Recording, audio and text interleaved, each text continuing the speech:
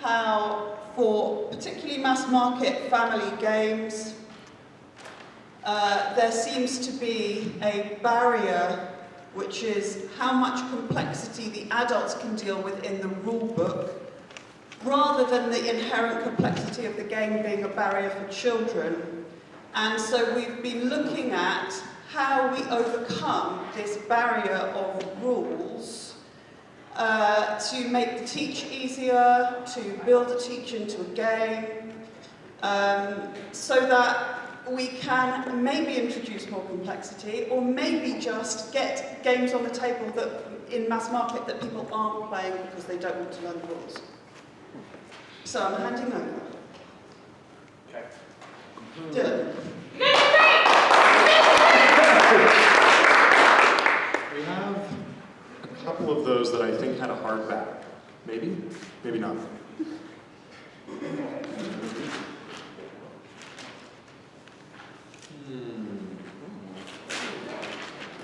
All right, that's fine. We'll go without the visual aid for right now.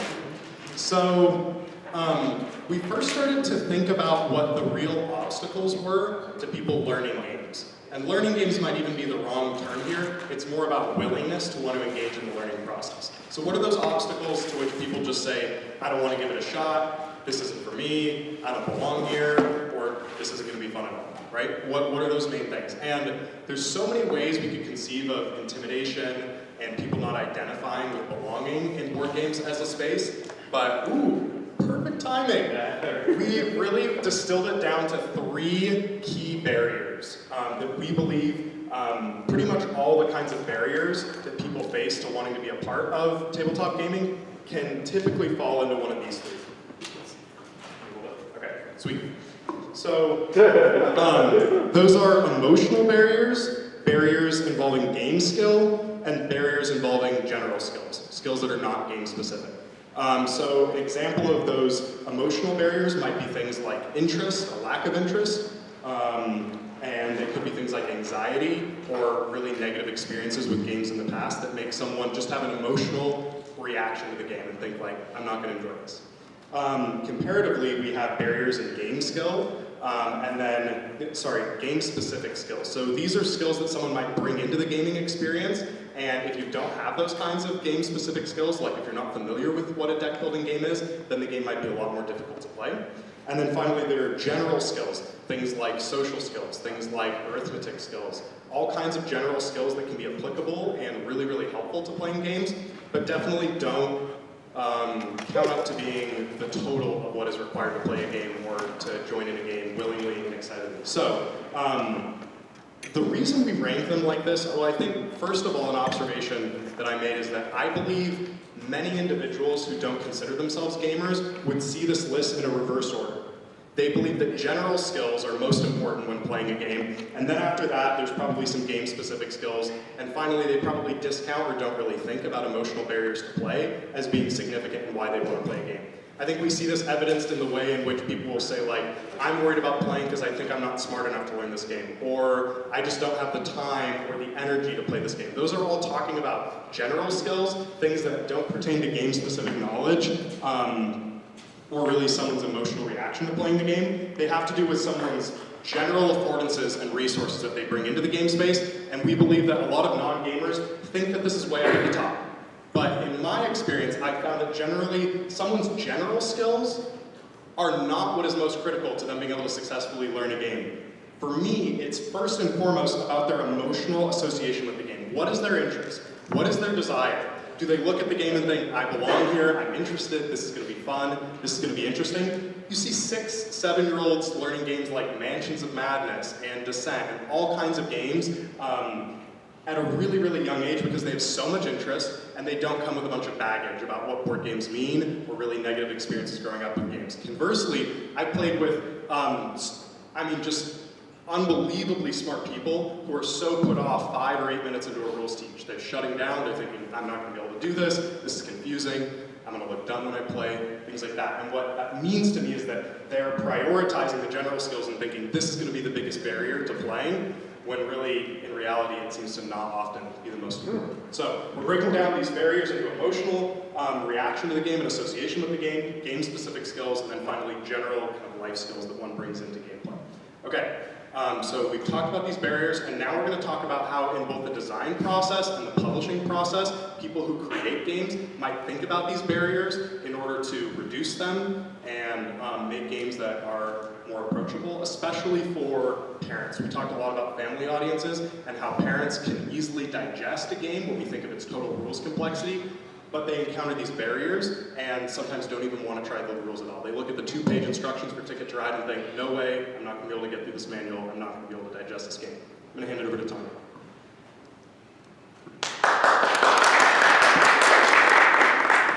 I'm not referring to this anymore, so if you want to keep looking at that, that's fine.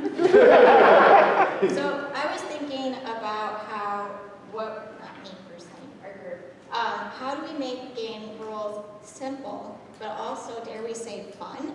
And thinking about how we might gamify that and make it something that is interactive and interesting and something that adults and children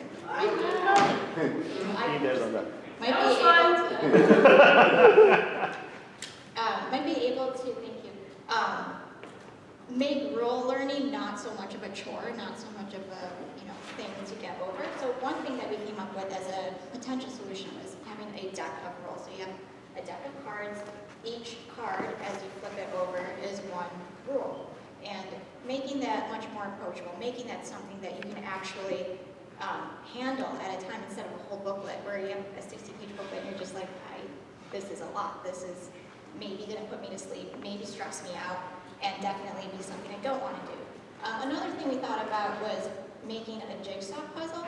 And this was actually Dylan's idea, and we think it's a great idea in terms of being like a playboard where you have sort of one element of a puzzle, and each element builds on each other, so they're interlocking. And that way you really don't mess up in learning the rules, but you also are able to have this sort of gamification of rule learning that allows you to sort of kind of understand the rules in a different way without having to read at least all the rules in a rule book, and that way you're only dealing with rules one step at a time. Again, making it approachable, making it something that you can tackle. The interactivity of it was something that we really liked about that idea, and also the fact that it limits player agency. So you're always sort of trying to think, how can I make it so that you don't have all the rules at once? How can I make it so that I have one rule? If I get it, I move on to the next rule. Then I get it, and I move on to the next rule. And that way, you don't feel overwhelmed. Ultimately, we're thinking about not overwhelming, not frustrating people during the rules process, and not making that be the obstacle to learning the rules of a game. So a lot of what I've just talked about has words in it, and people might not either want to read words or not have the capability to read those words. Perhaps it's a language issue, perhaps you just can't read, for example, if you're a child. So obviously, as gamers, we all know about iconography and we know about pictures. But one thing that we were thinking about was creating sort of illustrations and patterns in games that show, hey, this is the way to make a right move in a game versus perhaps a wrong move in a game visually, without having little like, here's an example of Sandy doing this, maybe actually visually show that, so that anyone who is playing the game without language capabilities is able to understand that. Ultimately, we want these rules to be inclusive. We want these rules to be accessible to anyone and to be accessible to people of different ages, different abilities, different just capabilities and learning styles, because as we know, some people like to read, some people like to listen to podcasts, some people like to actually build things with their hands. So I think that what we were thinking about, this ties a little into publishing, was thinking about how we can incorporate different aspects of learning into rules. You often get a game box, you have a rule book. But how can we make it so that the person who wants to read the rule book can read the rule book, and the person who doesn't want to maybe wants to learn it through an audio-visual, through some other tactile method, can. So making those methods available to people who want to be able to access them and therefore get the rules in the way that makes sense to them is something that we're thinking could be something publishers and designers can work on together. And we see that that could be a problem. We want to at least acknowledge that, and that's giving people a lot of choice. And sometimes you don't want that choice. I just talked about limiting player agency. You don't want that many possibilities to be like, oh God, where do I start? So being able to know that presenting that information in an accessible way definitely is something that you need to think about, but we also want to make sure that people aren't turned off by these options and thinking, oh, I have to be a gamer to understand that. Everyone is a gamer, and we believe that making that accessible, making those worlds accessible, allows everyone to think of themselves as gamers. So I'm going to pass it off to Jaffer, who's going to talk about the publishing aspect.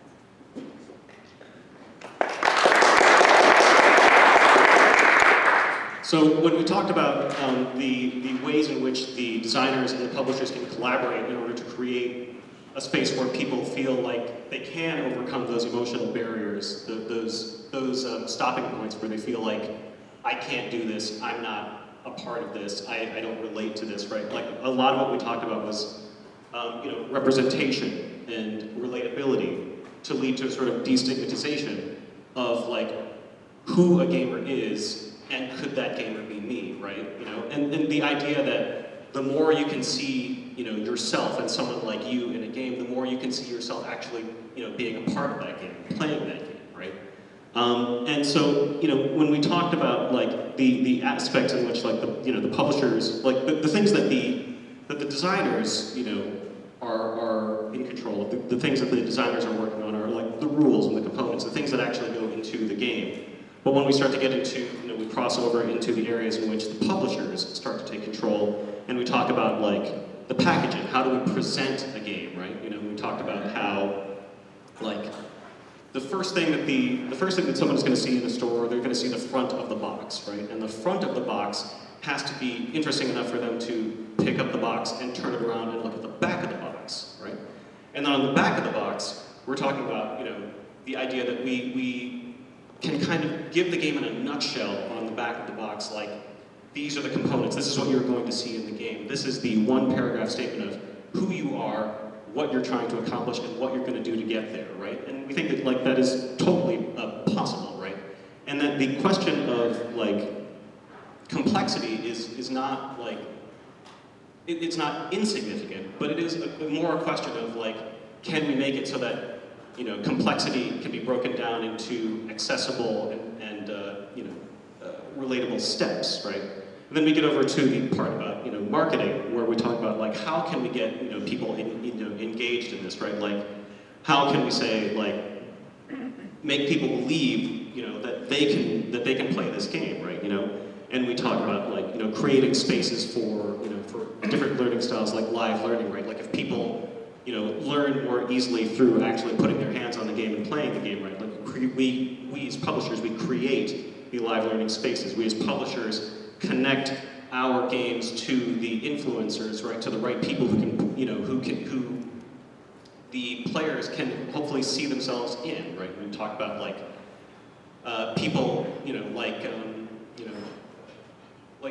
Vin Diesel, right, has done more for Dungeons & Dragons over the last 10 years than almost anybody, just by being an extremely cool dude who also plays Dungeons & Dragons, right? Like, that's just a thing that is, right? But it's also a question of, like, transparency, and, like, being in a place where we can put, our design process and who we are as publishers and designers in front of the players to say, like, well, if the designers are like me, right, then the player could be me as well.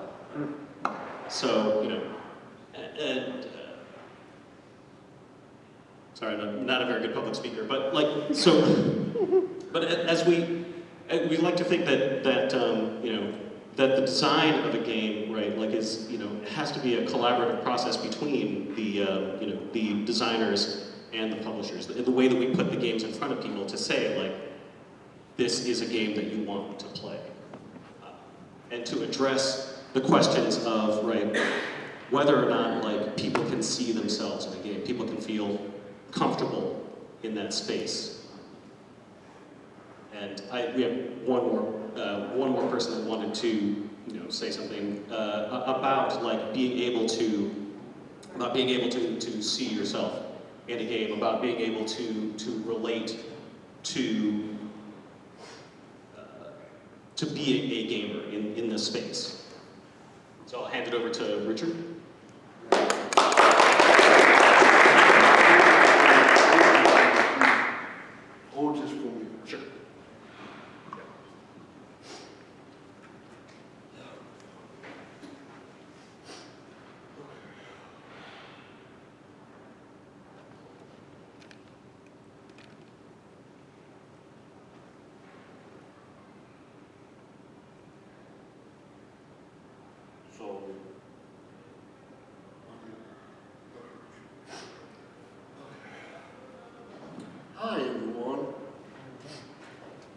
knowing hints. Lots of people in the world of knowing disbeliefs.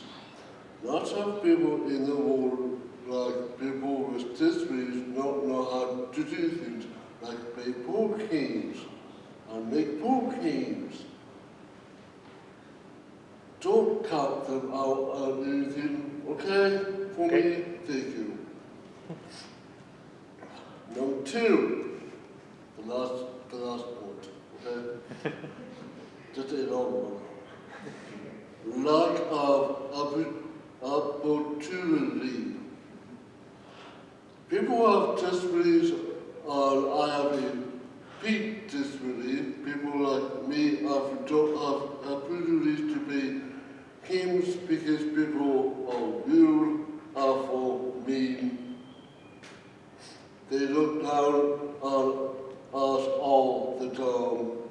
I can't play lots of games because I can't teach the rules to the games I want to play as new games. I never played before on other games. I had played before 2 other people wanted to play the games because it's too complex, like Miriam and Harvey games for me to do it. They don't know how to take games because they never played before.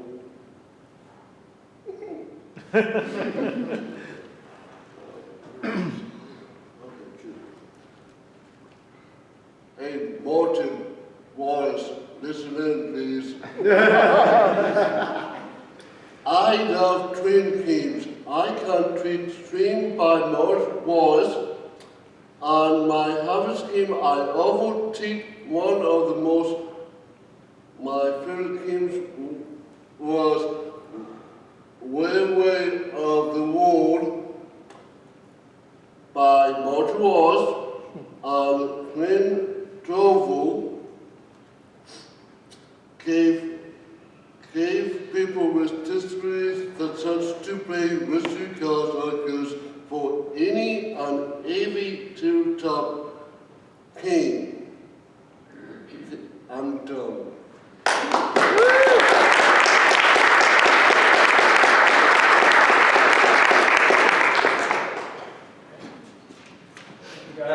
Trouble processing rules in a standard way?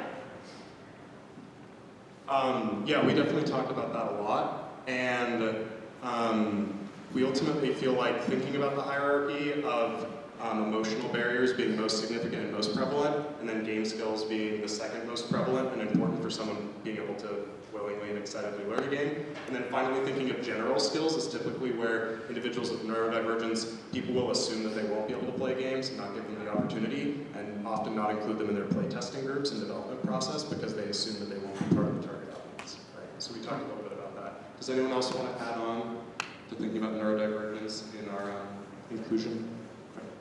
Thank you. Just a comment, really. It struck me as you were speaking, a lot of this really just seems to make this a first-class, design consideration would be the largest contributor to success in this area, right? And the principles you outlined are great, but I mean, if most designers are even thinking about learnability as a consideration, design consideration or publishers, then yeah, it's not going to get better. Yeah, and one other thing that I think we touched on, but we believe that streamlining and overall reducing rules complexity is important, but has perhaps been overstated and dominated too much of the conversation about approachability and accessibility in games. And there are all these other factors that can be a bigger impact than the overall quantity of rules that someone has to make. Thank you, guys.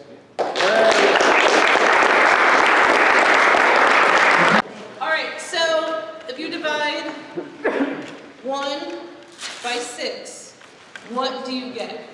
1/6. 1/6. 1/6. As a decimal, what do you get? It's 1.66666. Yeah, 16% basically, 16.66667.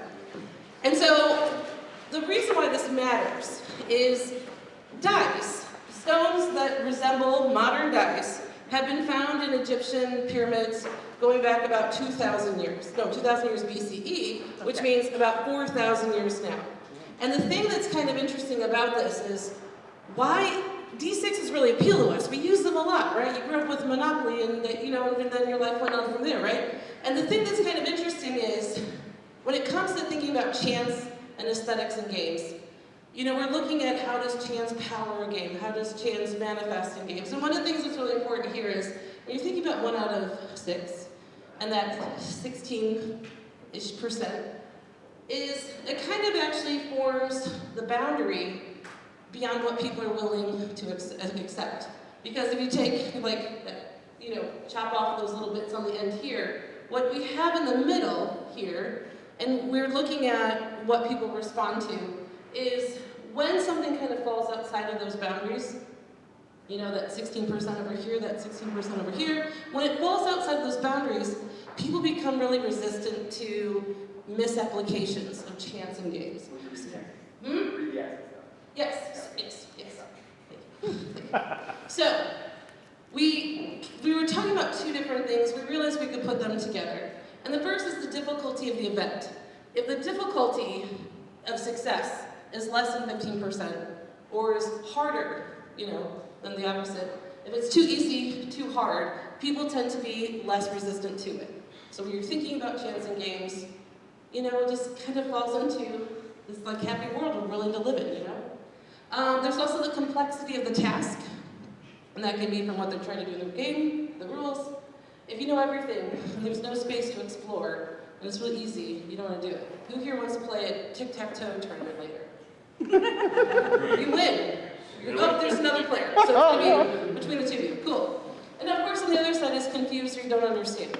So when it comes to the aesthetics of chance, if there's no space for you there in terms of the task, where it's in this happy flow sort of place where it's not too easy, it's not too hard, when it's in this place, this is where gamers like to be. So when you're thinking about chance, that's one way to think about it.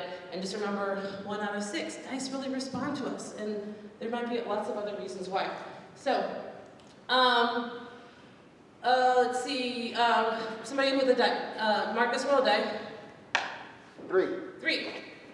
Raise your hand if your first name starts with an F. Oh. Okay. Cool. Great. You lost. All right, give it up. That's the first game.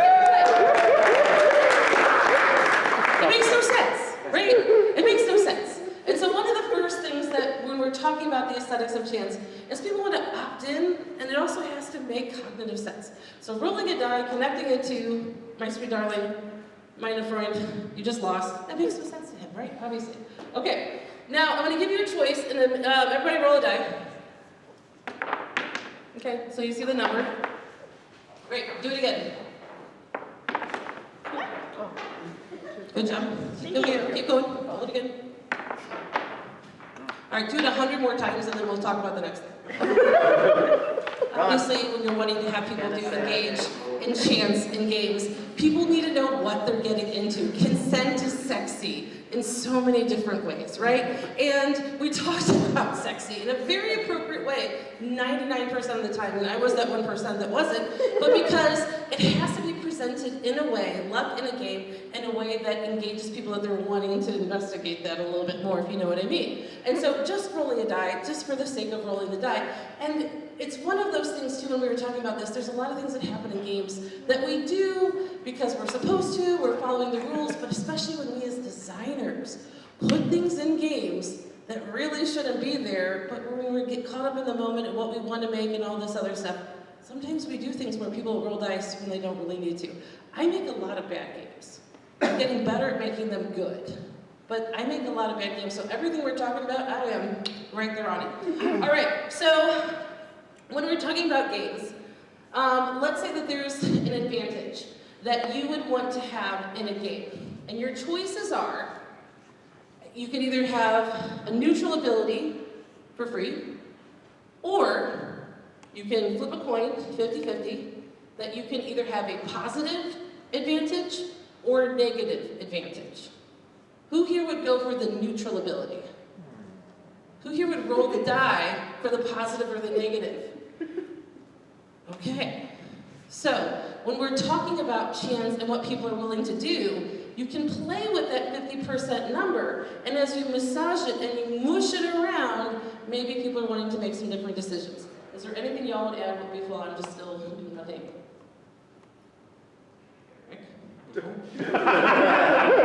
Alright. So, we're gonna play another little game of dice.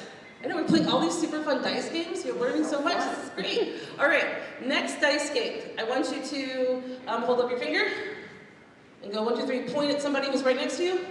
Great, they're your partner. That's it. Look,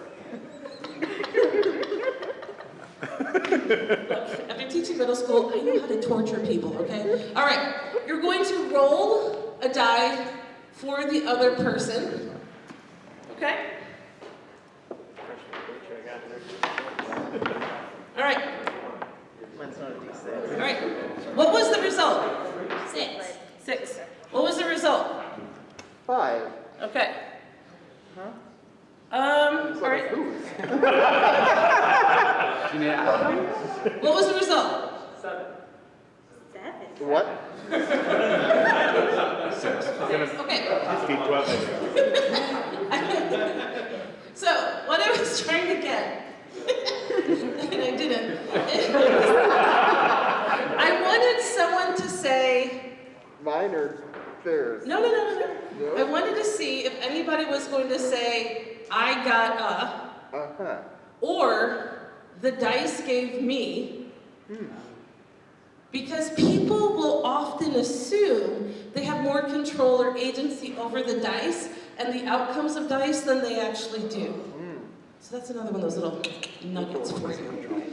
All right, so... Or they'll invest some emotional, excitement about that because they got to roll the dice, even if they know intrinsically in their hearts that it's random.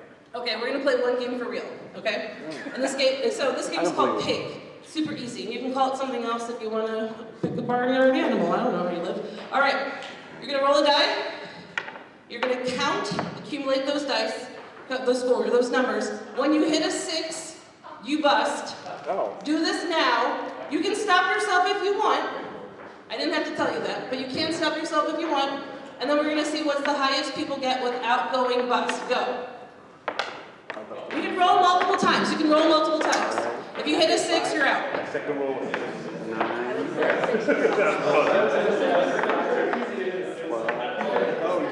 I got it. My second roll was a 6.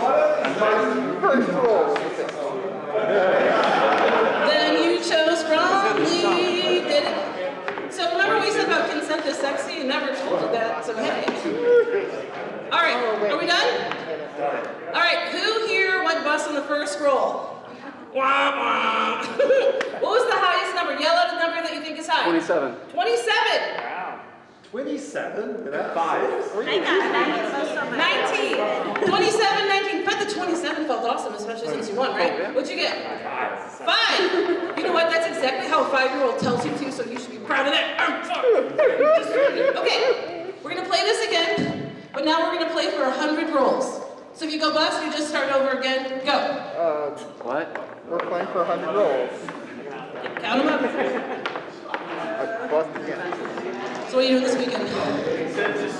I'm just hanging out. I might go to BGG. I might play some games. I don't know. Okay, stop.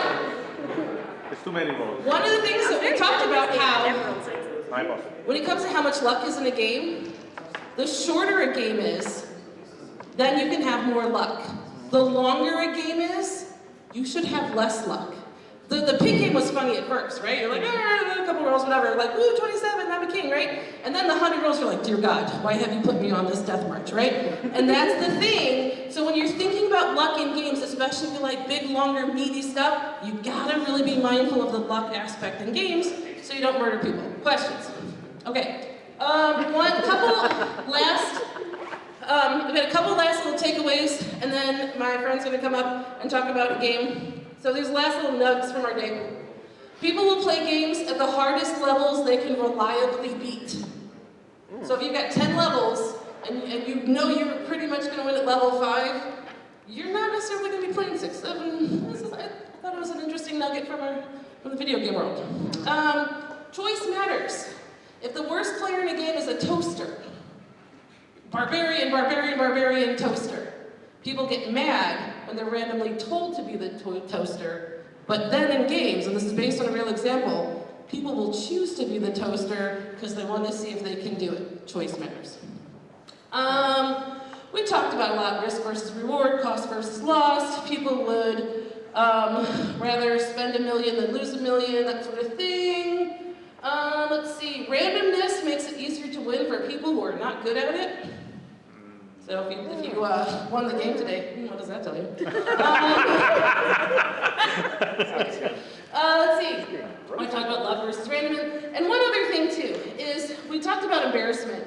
Because especially when we talk about aesthetics and stuff like that in games, there's a lot of embarrassment people can feel. Nobody likes to lose publicly. And especially after being in middle school, I can tell you that adolescents can ascertain the risk of situations almost as good as adults can. People think they can't at all, that's not true. But they're willing to take the risk if it's going to get them the public acclaim of their peers. But the one thing they're not willing to risk is embarrassment. So one of the things that I talked about doing was having a few people sit on the floor in the middle, us playing a dice game, and having everybody stand over them watching the results of the game. Would feel and hit a little bit different if you were one of the players than just playing pig on your phone or whatever. So when it comes to aesthetics and people and games, I think there's some things to think about when it comes to that as opposed to games and aesthetics and chance and all that good stuff. All right, last bit from our little clump of power. Are we a clump? We're a clump. We're like a fun clump. We get it together enough to be a group. We're not like the rest of the clumps. Maybe a cabal? A cult. All right, so we spent some time talking about the aesthetics of chance, and one of the things we wanted to be able to find iron laws of probability, like what probability is best and how much luck is best. And what we kept returning back to is it depends. Like that was a phrase that we say to each other over and over in the meeting. It depends. And then it was like, okay, what does it depend on? And a lot of times we identified some cases where it was clearly terrible to have an element of luck, like roll the dice at the beginning of the game and high die wins, and now let's play the rest of the game, and then, like, wait a minute, what was that roll at the beginning? Why did we do this high stakes roll at the beginning of the game? Why do we do a high stakes roll at the end of the game? But that's even worse. So how do we pace? And we talk a lot about pacing of luck as well. We talked about agency. So if I'm in control of when I can take a risk or play it safe, that makes things more palatable. And as we were discussing all these elements, we came up with a toy game that I think actually exists now in some primitive state by the team, called Jank. And Jank is going to demonstrate a little bit of these principles. So in Jank, we're all racing each other to try to get a rocket to the moon. And there'll be pieces that come out, and we'll do a little auction, let's say. And the pieces each have like a safety factor to them. So some of them will always work, and others, though, you need to roll a die to see if they operate once you're doing the launch. You do the launch, at any point you can say, I think I'm good here, I'm going to launch it. Maybe even with missing pieces. And missing pieces, you'd have to roll another die that makes it very likely it fails, but it could still succeed. So here's some interesting observations about that toy game. This game where you got multiple people and we're all first one to the moon first, the absolute safe player is making a choice, but it's probably in a position where they won't win because they're against a large number of other crazy opponents, and one of them is going to succeed. So does that make them reconsider their relationship to the risk they're willing to absorb? Maybe I still play it kind of safe, but not as safe as I had before because time is an issue, and I'm competing against others. Another thing is that because I'm able to choose which pieces I take in here, to some extent I'm taking ownership of whether or not that fails at the end. I may be disappointed in it, I might think the game, oh darn luck in this game, but to a lesser extent maybe because I'm the one who chose to put that piece in the rocket ship. The other thing is framing. If we call this game Jank, janky rocket ships, it might be, and depending upon how we present it, so the framing within the universe and the story we're telling, it might actually kind of be fun to see my rocket ship not quite make it. And one of the things we pointed out was, probably in this framing, the worst thing you could do for this game is roll the dice at once. and then look to see if you succeed. It's probably a lot more fun for the story to roll these pieces one at a time and have stages. And there's a story of, oh no, oh it's succeeding, oh I can't believe this pile of garbage is almost getting there. And everybody's watching this thing unfold. So we kind of invented this game as a way to examine some of these different, and feel ourselves as players. How do we feel about this? It was interesting. So then we talked about a different toy game to look at other aspects. And that toy game we called, I don't know, at the end it was like... Super Fun Tokyo Building Permit. Super Fun Tokyo Building Permit game. And that was another way of looking at a possible risk game, where we're all trying to build buildings, and there's a very stringent bureaucratic process to determine whether or not a building is okay, because there's earthquakes in Japan. And so maybe you're actually even building a building. And we're all trying to make a building that will hold up when the earthquakes come. But there's some corruption in the system. And so what I'm trying to do is I'm trying to get my building to pass inspection, but I can kind of cut corners and I can pay some money to get the corrupt inspectors to pass certain elements of my building that may not be okay. And then when I think that I'm going to pass inspection, I submit my building and I say, hey, I think I can pass inspection. So here's the thing. That's the same game as Jank. But because I framed it in a different way, that might completely change your view of risk. Who would be okay with having a rocket ship blow up? Who would be okay with having a building come tumbling down? So just in terms of the story we're telling, and some people might even it's more fun to have the building come down. So the insight there was, hey, the framing and the story and how it relates to the other things I'm doing in the game, of course, rules everything. And, you know, it depends is not the biggest revelation, because many things in games is that. But thinking about those games gave us kind of more nuance to what it depends could possibly mean under some circumstances. I think you crushed it. You're welcome. The space thing that you were just talking about, sorry to interject. You're talking about how you do that. I did that in a game. What I did is Rocket Man, it was a case of build your rocket. I didn't use dice, I used cards. And I gave people the option to a ball. You know, you flip a card. You've got to get to a certain number, you flip a card one at a time. And if you get a low number, you have the option to a ball. So you can bail, or you can continue. Yeah. And you know, then you put the next card, oh, you want to continue, you want to ball. And then you continue, and if you fail to get there, fine, you blow up. But you had the option to a ball. And you also had the option to put a shit ton of your ship on to make sure you could deal with the issues you had. And the game got fucking slammed for being too fucking random.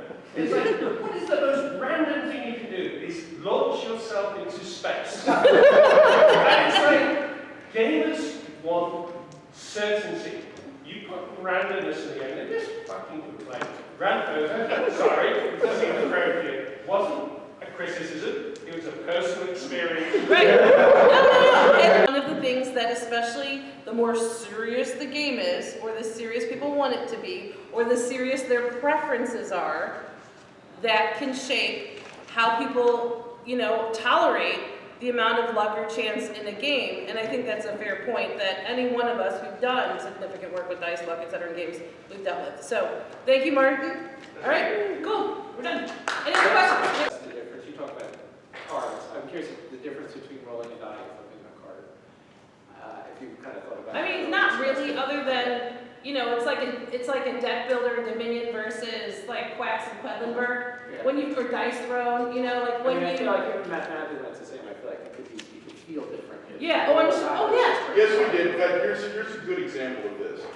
In California, you can play games with cards. Casinos can do card games where they don't have interest. And they have done an analog of craps in these card clubs, where there's a dealer at the craps table and they've got a deck from 1 to 6, and he is going to deal 2 cards. Here it comes, you're excited. This is a game where fun goes to die. I've seen it firsthand. Nobody thinks this game is fun.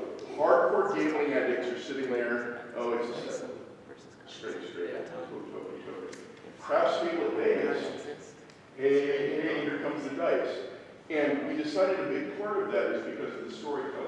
Like, this is, here's my hero, and I am letting loose that arrow at the little, spot on the dragon, and is the hero going to succeed at that? And here goes the arrow, and it's launching. Like, in our heads, there's this anticipation and resolution, and there's time to think about it and insert a narrative. Right, because on a card, predetermined two-card bullshit this guy's trying to make right, on a card you know the number that's on the, there's a number printed on the bottom. With a die, it could be anything. That's exciting. Now mechanically, we know that's the same. Narratively, those things could be more different. It changes, Yeah. That's actually how we got to the That's actually how we got to the thing that we were doing earlier with somebody else rolling your die, because it might feel good for the two of you, even though you're the only one winning. So, yeah. Yeah.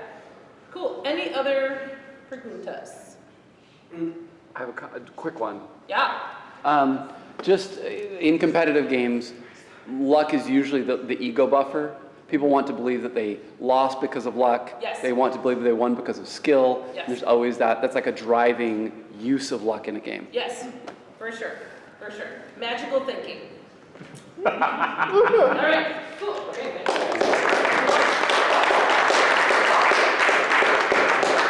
We are spectators! Tonight we have a game for you so challenging, so thrilling, it may terrify some of you, but there's only one way to get to the bottom of which of your 4 topics is the best! Jeff and Tim will lie to you. They'll say everyone did a good job, but we know that's not true. One of the teams is the best one. There's only one way to determine it. A hardcore, to-the-death game of Simon Says. So we're going to need a brave volunteer from every topic to come up here to the front. I thought you had. Go on, I can tell you I'm not dying to go. You want to?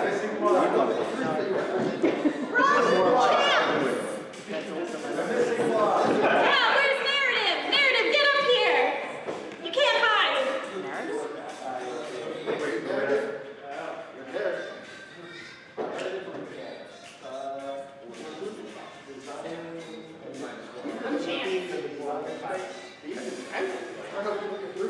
Everybody else who has not volunteered, don't think you're safe. You will have to be the cheering section to encourage your brave volunteers. Make sure your team wins. Go Kelly! Should we spread up here? Yeah, sure, go for it. Now, don't come all the way over here. Our judge, Ken, will be watching you to make sure you do everything according to instructions. He's done. You're fired. Replayability? Is that the 6th group? The fabled 6th group? We were told there were only 5. What color? Yeah, 6 groups. There were 6 groups. That's why we made the black flags. Okay. Who's with Matt? Who's on team Cardboard AI? What? That's learning. Learning. Who's orange? Who's pink? Yeah, I'm pink. Pink? Pink. That's your flag. Any other pink? Yellow's the best. Or yellow. See your players. Figure out your color. Is there any other pink? That's your flag. In the red corner, Pink is over there. Pink. You're pink. creator of Pandemic and probably other games that I don't know off my head. Representing Cardboard as AI, it's Matt Leacock! In the blue corner,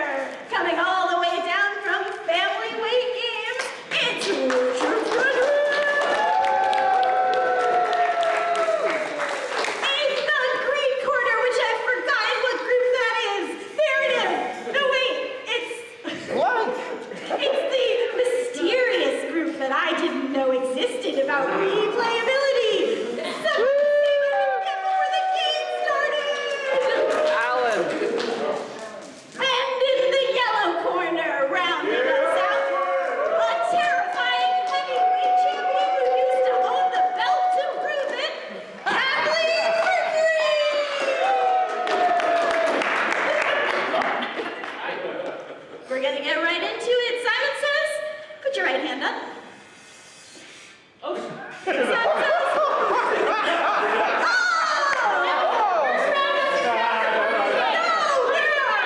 are no do-overs. The game of the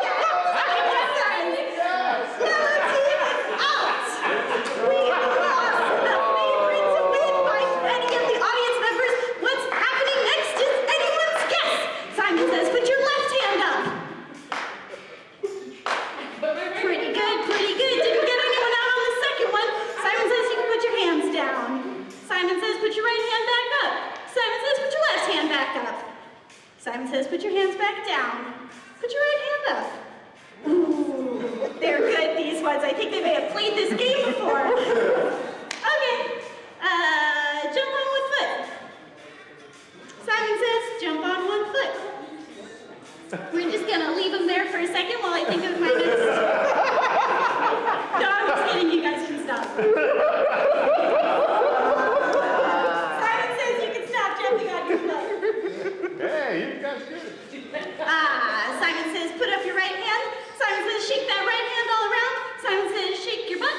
Simon says, wave your hands in the air like you just don't care. Woo! What's he doing? Simon says, I like this song. Show me a good dance to go along with this song. Ooh, amazing! We're doing all three things, right? Yes. Everything's Okay, Simon says, put your left hand down, but keep dancing. Simon says you can stop dancing. And put your right hand down.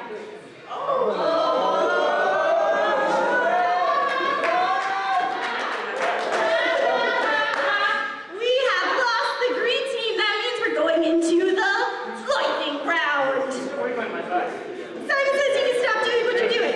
Simon says put your right hand up. Simon says put your left hand up. Simon says put both your hands down. Simon says put your right hand up. Simon says put your left foot up.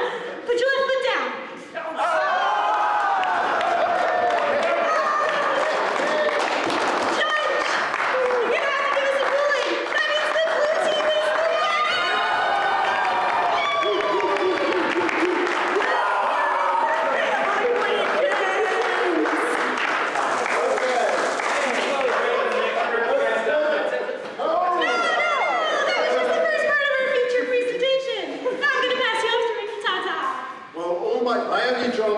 My only job here is to introduce the presentation. We wanted to play a game to talk about spectating. The object of our presentation is why do people spectate? What are the motivations for spectating? And what is good in games for spectators? How do you design a game if you're interested in developing spectators? So that was just the intro so that we can then have something to refer to. Over to Trent. Thank you. Okay, let's get this to work.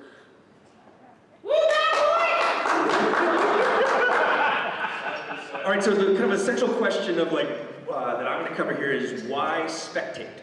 We had a great conversation. I think this was a really valuable conversation to everybody, and so a part of our job here at the end is how can we share some of the conversation we had and maybe provoke some more ideas.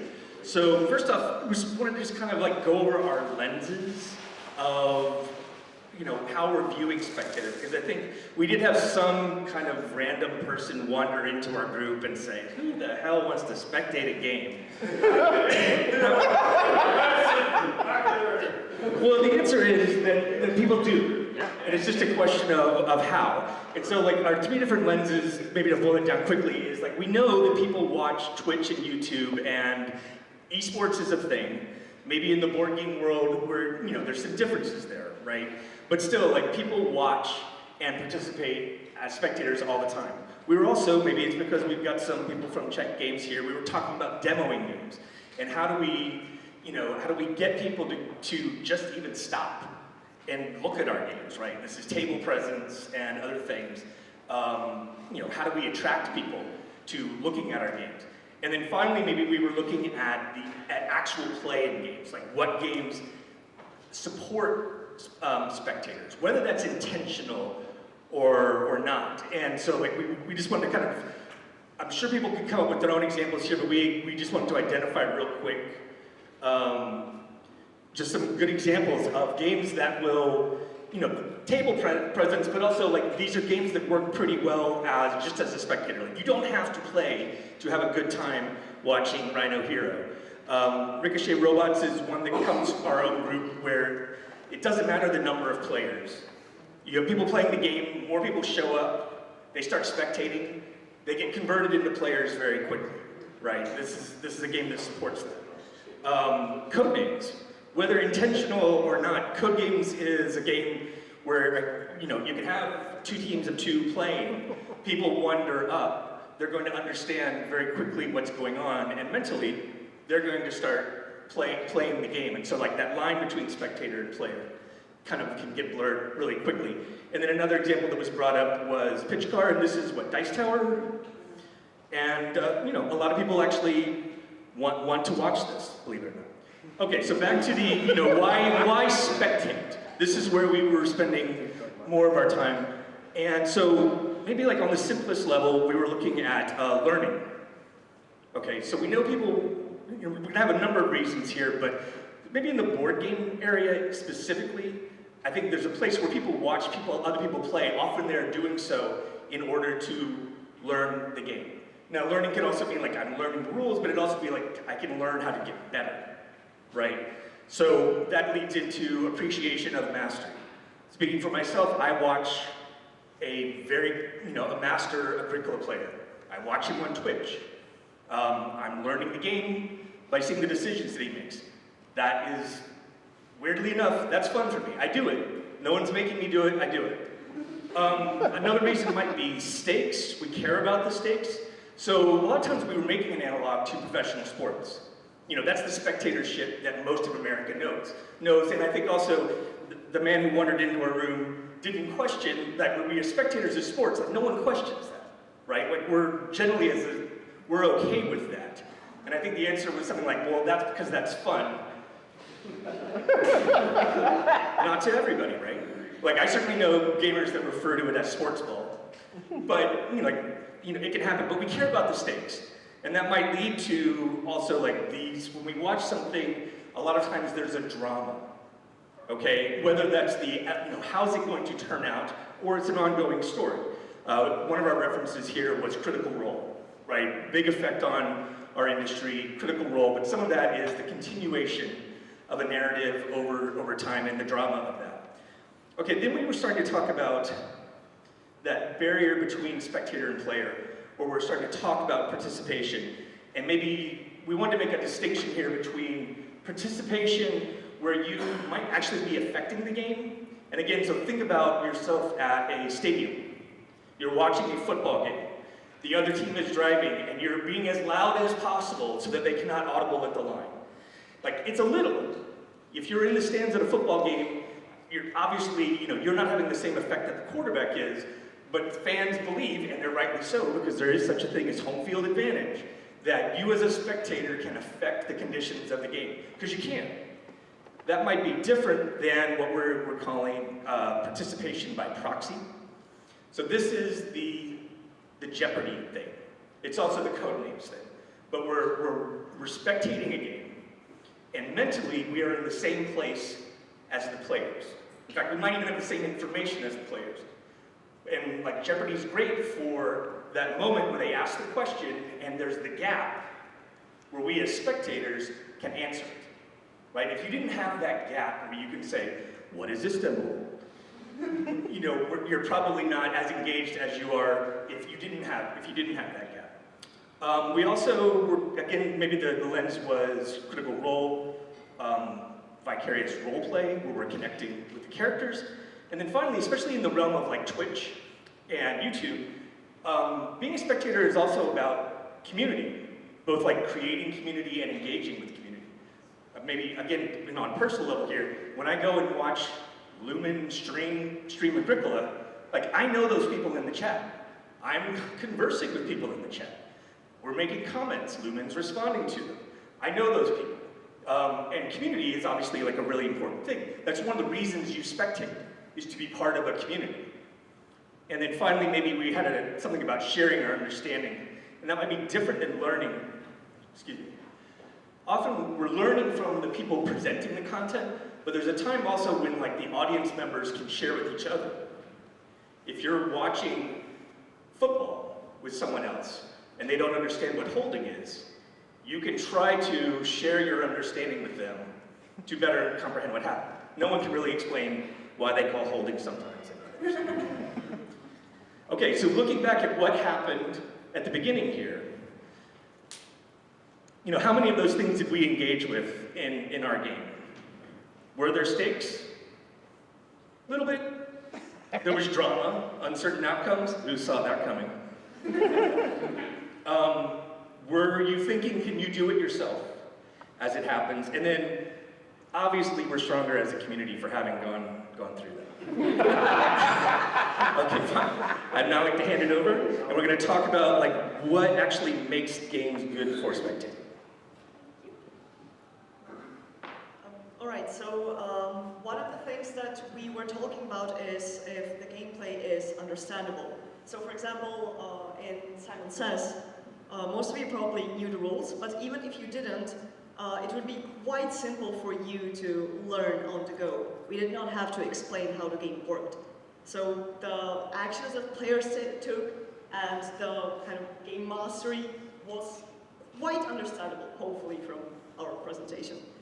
Then the clarity of the game state. So you knew who were the players, you knew who was the judge, you knew who was kind of game mastering, and you knew which players were eliminated and who were no longer playing. Then the reduction of game state, it's one of the things that could make the game easier to understand as it progresses because your choice, for example here, were reduced. There were less players and less options, for example, that you could take. Table presence is also important. For example, at a convention, an ability of a game to catch your attention as you're walking by, or, for example, in our case, the kind of spectacle, the show that we put around that game. And connected to that is also visibility. If you have a game that is quite small, on a small table, it's hard for people to stop by and spectate.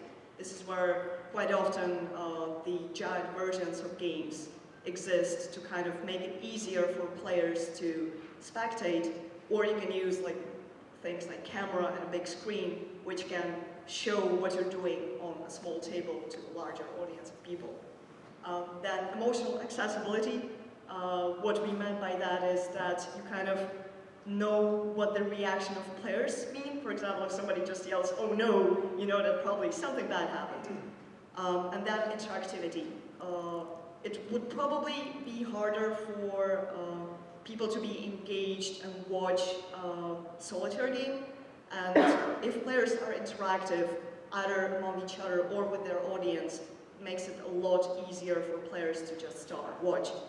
And then, of course, in our case, also that the fact that this was live, it was happening here, you couldn't pause it, you couldn't rewind it.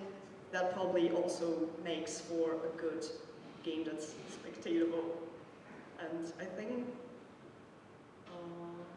oh yeah.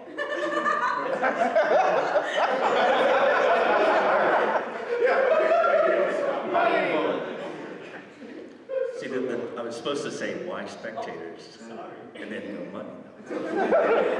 This is, yeah, we're making a laugh here. But we did talk about this a little bit of just, especially in the current media age, like spectators do, a lot of this does boil down to money.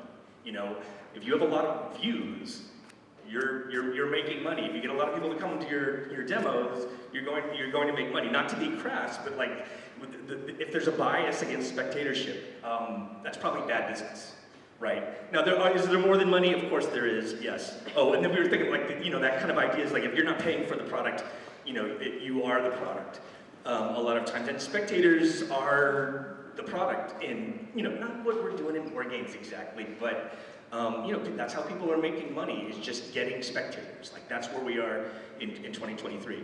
Okay, so here's some other reasons real quick.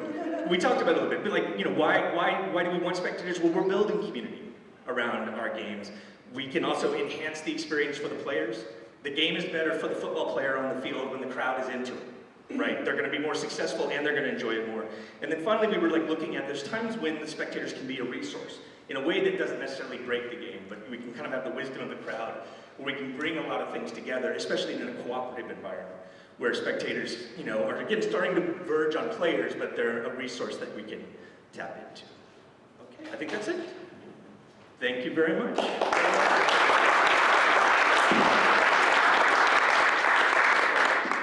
Questions? Yeah. So one of the things that occurred to me, especially given the presentation, the setup you did for that initial presentation is, and thinking about sports and Twitch and things like that, is how important like tribal affiliation is to whether or not you're going to draw spectators, right? Like a high school football game will draw more spectators than a professional handball game because that's my high school from this area and nobody cares about this. The Olympics are themed by country because that gets more spectators, right? So then even in a completely different arena, like on Twitch, the community for somebody like, you know, XQD when he's going and playing chess, they're rooting and are watching chess because tribal affiliation with him. So that whole big long-winded intro, is there any way to leverage that power in board games? Is there any equivalent to that that you might be able to tap into where people are watching something because A, that's my thing, that's my people, that's my whatever. Over to you. Yeah, you're gonna have to walk because it's a corded mic, unfortunately. There's another one in the middle of the table. I just Is this one working? Just turn it on. Hello, hello. Ah, here you go. Over again. Okay. So I think the answer is yes, straight up. Part of what we tried to do with our demo was to have you tied to your team. So we implied right away that you were part of a tribe. Board games by design may have that challenge because you don't necessarily, as a random spectator walking up, having knowledge of who the player is. But I think that changes when you start putting in tournaments, you start looking at some of the other options, like you know who it is, and you're selecting team members. We talked briefly about the boundary between spectators and not. We used Medieval times? Medieval times, where you go and then you don't know who the knights are. It's a jousting dinner show. And so you get there and you're assigned to a seat and you're part of a section and they say, congratulations, you're part of the Blue Knights rooting. You have to root for them. So they line you up, they set you up. So in that regard, we did do it. We grouped most of it underneath the category of community building and treated it. This wasn't in the presentation because we really got to it very late in our discussion, but we briefly talked about the idea of characters within the game. So if a game is giving players, you know, individual player powers, especially if it's an IP or something, that can create an immediate sort of association with what player you want to root for, even in a game where you have no further context. So that's also kind of a way a game can inbuild it, because otherwise it's a little bit dependent on whoever is sort of presenting the game either online or in an in-person tournament. Yes? Okay, because I have a comment on, I'm not seeing the go well, I'm too interested in for you. Sure, yeah, so Frederick and I were just talking about how it seems like there's a generational quality to passing on the spirit of being a spectator, especially when you're thinking of tribes, maybe even a little more so than with sports. Like it seems like people are more likely to pass on their spectator love of the sport than they are to try to force their kids to play the same sport they love rooting. Do you all agree with that? Is there a reason that spectatorship is so generational? I mean, I'm sure. We didn't discuss that at all. But I mean, I feel like the prototypical version of that is sports more than anything else, and a lot of that comes from like hometown affiliation, home state affiliation, and that's the kind of thing that's incredibly easy to pass along through a family because it's something you're born, you know, into. Yeah, you don't have to be good at football. Your dad didn't have to be good at football, but if he's like, this is cowboy country, you just are raised in that. And especially, I think with a more sort of mobile culture that we're in now. People are moving away from their hometowns more than they ever have in the past. And I'm sure that kind of association with something that represents where you come from, if it's important to you and your family, it is a nice thing to bring with you. Board game spectating is far too nascent to have the traditions to really establish that, probably. Your kids will watch What's that? Your kids will watch it. Okay. Well, a quick example is, I don't know if you guys have seen these videos of marbles racing. Oh yeah, those are amazing. But how do you choose what marble? Your favorite color? My favorite color is yellow. Whichever one's in front. Right? But the fact you always choose one. You do. You always choose one. By a quarter of the way through, you've chosen your marble, right? Yeah. No, that happens. Okay, I just want to answer just like one more thought of what you were asking there, because I think you're making an excellent point. And maybe I'm going to be a little bit crass here, but when you're talking about that generational identification with the team already, again, we're talking about money, or you're talking about brand, like that has a tremendous amount of value that you want to pass on. But I think our lens a lot of times, especially Ricky and I, we're looking at like starting from zero. Like how do you go from zero, and how do you, and like at one point we were talking about possibly titling this, spectators from participant to player. Of how do you push people into greater engagement, where they can kind of opt into or even calibrate their level of participation, and how do you create space for that calibration? Because some people do just want to watch. Some people think they want to watch, and then they find themselves playing. And like, how do you support those various levels was an area that we were starting to explore, just for very practical reasons for our own work. This topic triggered a memory for me. There's a textbook called Characteristics of Games by Richard Garfield et al. And it has a chapter in there about this topic, expectation. It mentioned, you actually covered a lot of the things. I was able to review that briefly. There were a couple of things that were listed as impediments that I just thought were interesting to bring up. One was the amount of hidden state in the game, and having a major factor. About that also. Yeah. Yes. Not in our, I don't know if it made it into our presentation, but we talked so about the amount of hidden state being a big factor of whether somebody can get into it, but also the ability for someone to understand the strategic impact of what players are doing. So if somebody makes a brilliant move, but you can't really understand that as a layperson, that really affects the expectation of it. Yeah. So I thought that was great. So two of our things that maybe didn't get fully explained, on the latter point, emotional availability, I think is what we called it, and that was kind of, if the player does something really cool, is the audience aware of how cool it was in the context of what is happening, so they can feel the exact same emotion that the player is going through in the moment that it happens. It's kind of what we were going for there, If they lay out their cards and they're like, oh, this was the coolest move in the world, does it read as the coolest move in the world to the audience? Do they have the context? Is it clear when it happens?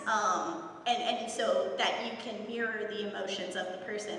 And then your first point about hidden information was what we kind of called inclusivity, which was the idea of the majority of the game, the focus of the game that the spectator is going to see happening between the players, not in some kind of multiplayer solitaire sort of situation, or so much hidden information because it's very complex strategically. You have to hold it in your head. You don't want to let the other players know, so there's nothing kind of going out to the spectator from that position. Well, imagine if it's poker, but you can't see. Poker's the best example, right? Like, poker was not a spectator sport until they started showing the whole cards. Right. And that made all the difference. There's definitely something to be said for the modern age and the difference between crowding around a table watching a board game versus something filmed and maybe even edited.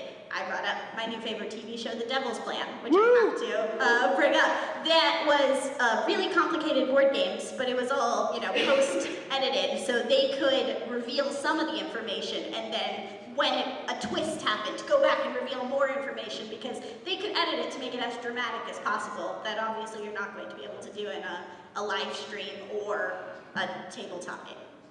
Yes, Kathleen. When I was in charge of events at Keeping the West, which, one of the things I wanted to do when I was nixed was in the game hall, it was like, you know, for 3,000 whatever people, there was a stage. And I wanted to have Twister set up on that stage. Oh my God. And I was told no. They worried people would fall off the stage. I don't think they were worried about people falling off. No. I think they had other concerns. And so, is there any game that's more spectatorable than Twister?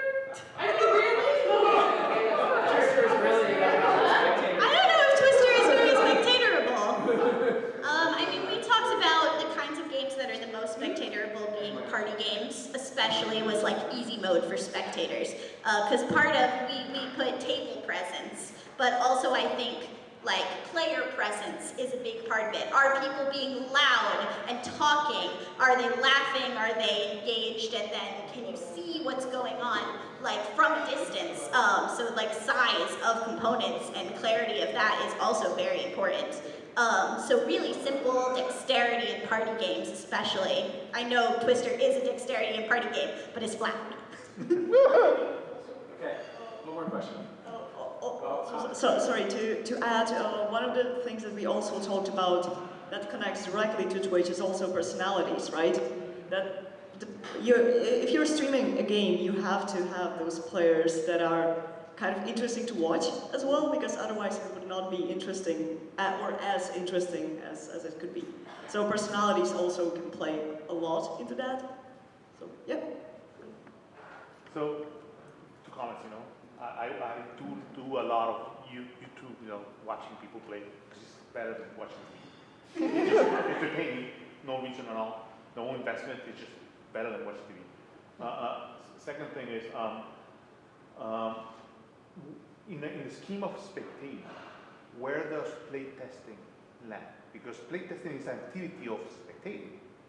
Is that it? What do you mean by playtesting being a spectating activity? Well, the designer okay. is expecting or is observing the game, and they're invested on it. So it's a clear definition. I mean, does anyone have strong feelings about talking about that? Over to you, I mean, that's not really the kind of spectating we were mainly discussing. We were discussing outside investment in the game, whereas like the designer spectating a group of playtesters has a real specific goal in mind. They're not being drawn in to watch because of things the game is doing and the players are doing. They're watching because, I mean, I guess they have stakes, they have external investment. But it's not the kind of thing you have to design a game in order to draw in the designer to watch their own game get playtested. They should probably be doing that if they're getting other people to playtest it, I would assume. But yeah, we didn't really think about that. So. Okay. Bye.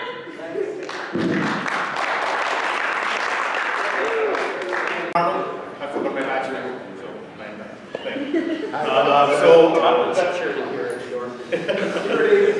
So what we're going to talk is about learning systems, and what we're going to go through some of our thought process through it. We're going to try to identify how to measure it, and then a couple of examples that we've worked through. So the first thing we did is to define learning. And in this particular case, we're not talking about that the AI needs to be learning or that the system needs to learn, needs to evolve. So, very simple definition, a system that reacts to a player actions and game state through a feedback loop that basically changes the state so that it becomes, you know, influence the behavior, you know, in a certain way. So the first thing we try to do is build that platform, that ground level on where we're going to base our conversation. The next thing we did is we tried to identify what are the benefits, why is this important? So we identified a few of them. So we wanted to adjust the skill level to match the player's skill, create a variable challenge. And I don't want to drain the slide completely, but so the intent here is to make a system that evolves, that moves forward. You know. It also encourages players to play the game differently, you know, and also I think it's a way, we think that it's a way to make the game more marketable. So there's There's practical reasons around it. So once we define the definition, once we identify what are the basis of our conversation, we try to define ways to measure this learning, or not only to measure, but kind of like understand in this spectrum, where does it land, you know, and how to talk about learning in the different aspects of it. And that framed our conversation when we started designing, you know, different solutions to make this learning happen in the games. So the first one is there's learnings that are predictable, so that the player understands where the learning is going to go, so therefore you can adapt yourself against that learning. And there's a lot of examples around how this works, you know, like games like Imperium Classics and stuff like that. Then we have oppositional and cooperative. So there's a learning process on also in cooperative games. So we want to be able to understand, see if a cooperative game or an opposition, when you have players against players, how will that evolve? You know, in cooperative, you can make the system or the game evolve and make it harder in case of the users being very successful, and vice versa if they're not. You know? We have short iteration and long iteration. So in this particular case is, do you want to be able to have that learning happening within the game? So in every action you do, or do you want to wait until the game ends to make the game evolve due to the consequence happening? Then we have delayed versus instantaneous. So in particular here is, so when the system learns, do you want to see the learning happening right now? Or do you want to see it later? And that creates a sense of obfuscation, you know, maybe to make it less predictable. History dependent and history independent. So do you want to make the learning happening with the current state or the current state of the past X number of rounds or time? And the last one is player agent versus environmental. So do we want the learning to happen from the players' interactions? So I made a choice, and that choice affects the learning. Or the state of the game changed, the environment changed, therefore the game will adapt to it. And again, if you guys want to jump in, I'm going to go through them, and then when we go through the ideas. Okay, so we'll start with one. Okay, so once we kind of lay this out, we of all these different types of parameters and different types of systems and learning systems and things like this, we tried to build up some models that, you know, kind of, you know, baby models or just examples of the way that these things might be used. And obviously these are not really fleshed out, and these are just kind of first order ideas. So the first one was one of mine, is the idea of board phasers. So for those of you that watch Star Trek, know that when you face the board, that they adapt to the phasers. Okay, so an example of a system might be that if I'm attacking the board, maybe I've got my phasers set to a 2-digit number, like 35, for example. And then in the board deck, when they try to block the phasers, they just got a stack of numbers, a bunch of different number cards. They would flip up 2 cards. And if they get 3 or they get 5, then they would stop part of it. If they get 35, then they would stop it completely. If they get something else, then maybe they don't stop at all.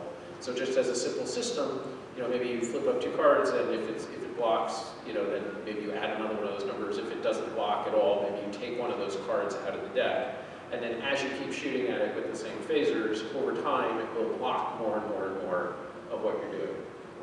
And a way that could be used in a game potentially is maybe you have an action to switch your phasers to a different frequency or something else to change, so that it's better now against that particular deck. But doing that comes at a big cost or something like that, a lot of time or something. And so you got to decide, am I going to try to chance it, or how good is this deck against stopping the phasers and things like that. One of the things that brings out, though, is, which can be happening with Real AI, is that you can actually, you've got to kind of reset it, right? So if you've got a deck really tuned to 35 and then you change your code to 18, that deck is not going to be able to deal with it at all. You're going to have to do something to kind of shake it out of that and kind of reset it. So you don't want, whatever system you've got, if you don't want to go too far down an alley, that if the player changes their approach, then it's going to be even worse off for having adapted to what you're doing. So that was one idea. The adaptive automa deck. Let's talk about that. John, maybe. Here's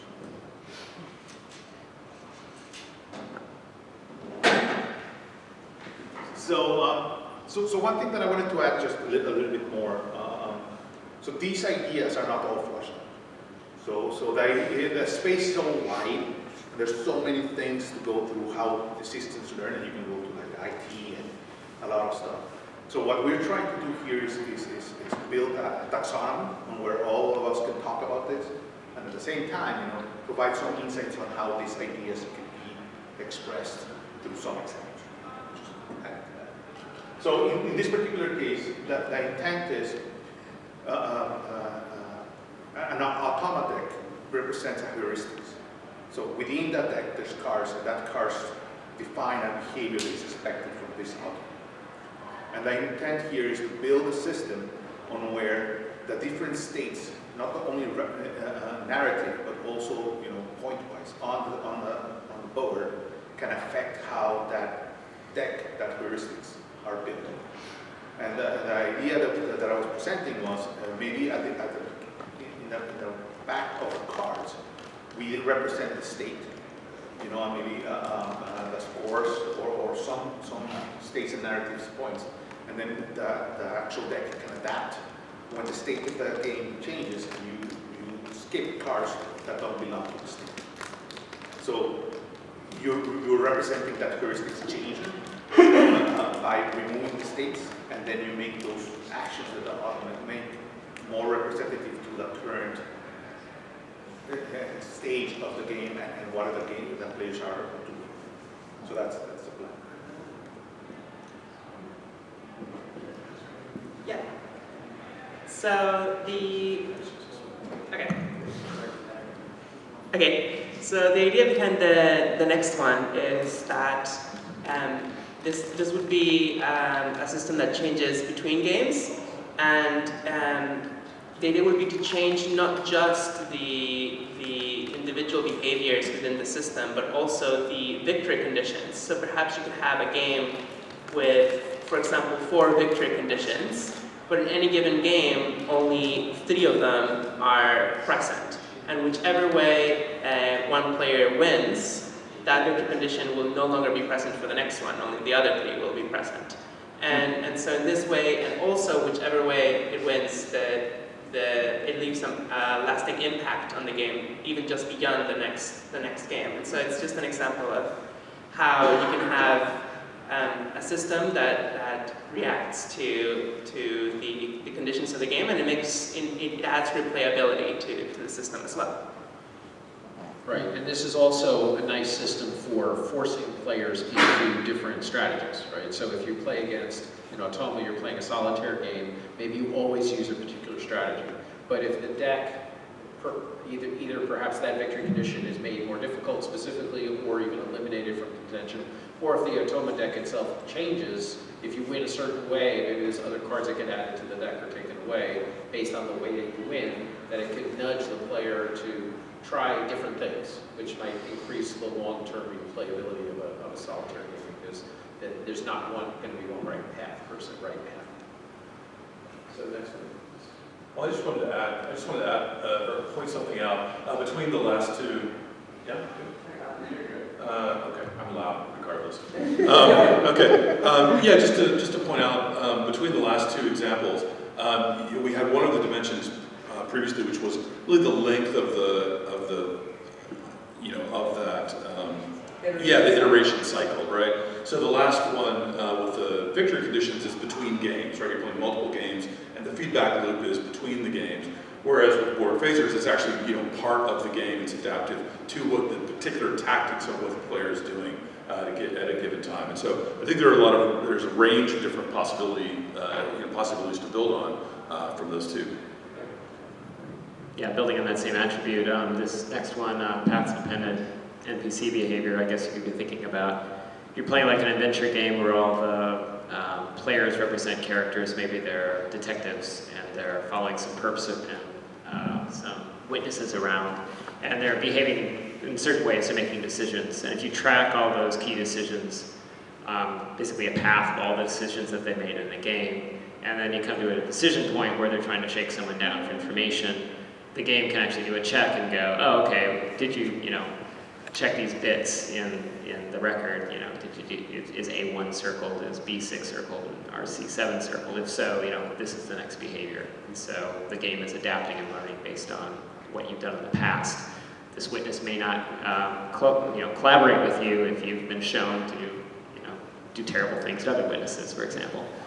Just an example of and then with an iteration cycle there, like every time you make a decision, it being recorded by the game. Okay. So the last one, the idea here was that if you had like a squad, kind of a skirmish game, like an XCOM or something like that, where you're attacking some aliens, that they are given orders by drawing cubes out of a bag. So then on each alien, maybe it has, in order, if you draw a red cube, do this, a blue cube, do this, and a yellow cube, do this. And if in general, the red cubes are representing attacking, and the green cubes are defending, kind of seeking cover, and the blue cubes are movement or whatever, then based on what's happening in the situation, if all of a sudden, before they get shot at, maybe there's hardly any red cubes, or they'll shoot at the enemy. But then as soon as you shoot them, you add a lot of red cubes. Or if things are, if aliens are dying, you throw in more defensive cubes, so that you can relatively easily kind of influence the behavior, but not in a way where it's like super predictable. You still don't know exactly which cubes you're going to be pulling out of the bag. It still has a mix that changes gradually over time. It's not like a state thing where the aliens were in defensive mode, and now they're in attack mode, or whatever, right? It can be more of a gradual, nuanced kind of a transition. And also might make the players think twice about, okay, do I want to take this action, which maybe, may keep them in a high gear, but, maybe those red cubes aren't going to get pulled out, or whatever it is. So this is just a kind of another idea in terms of how to modulate what they're doing in response to the players' actions, and just kind of general environmental considerations.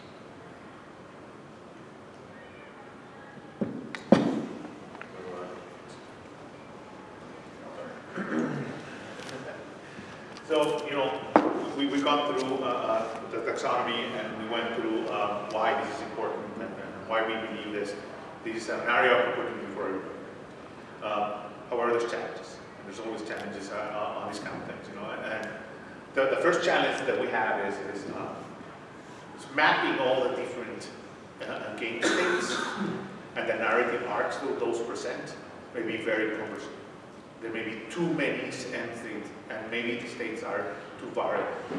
So adapting to that, having a complete system may be very difficult to plan around. They may make the learning, fluffy or not deterministic at all. So that's a problem there. And then it may become this learning process, instead of helping, the game perform better or the experience to be better, you may create an overhead, and a mechanical nightmare. So you have to be able to measure if the juice merits the squeeze. The third is so it is important that we keep it simple and also at the component level. So if you add additional components that make not only that game more expensive, but it creates complexity by just having more stuff. So keep it simple is, I think, is a good principle to have. And then at the end, we talk a little bit about overall, it can make the whole experience more complex, which for many people may be not. So those are the four main challenges we have. I think that's easy. Okay. So now we're open for questions and answers. Go ahead. Aside from the fact that we're not app developers and it can be expensive, is there any kind of benefit to having a completely cardboard-driven AI versus some sort of technological version? Yeah, so we definitely at the very beginning narrowed our scope to physical systems, because the realm of AI implementations is like almost a slightly different topic. Yeah, but I think the benefit is that well, obviously, as you said, there's a lot of logistical challenges to an app integration.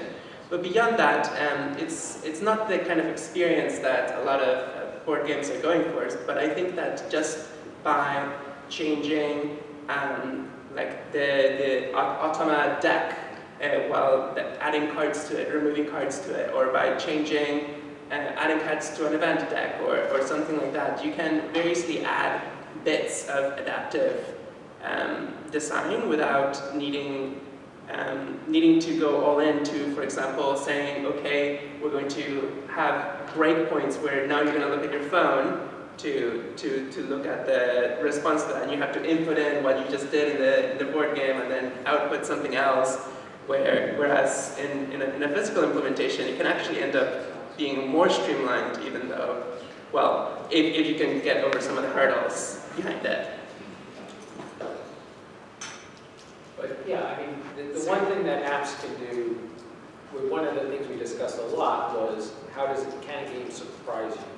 Can a board game surprise you with what it's doing, right? And so even we're talking like with the board thing, or with the mixing up of the cubes or whatever, right? I mean, you maybe kind of not know for sure what it's going to be, but you know the range of possibilities, right? Whereas if somebody updates their app and all of a sudden you need to try out some weapon you never seen before, didn't know was even a possibility, and it comes out. And you can kind of do that a little bit with legacies and unpacking things. But if you're putting a card in the deck, if the game system says put this card in the deck, you can see what it does, and you know it's coming that it's now within the realm of possibility.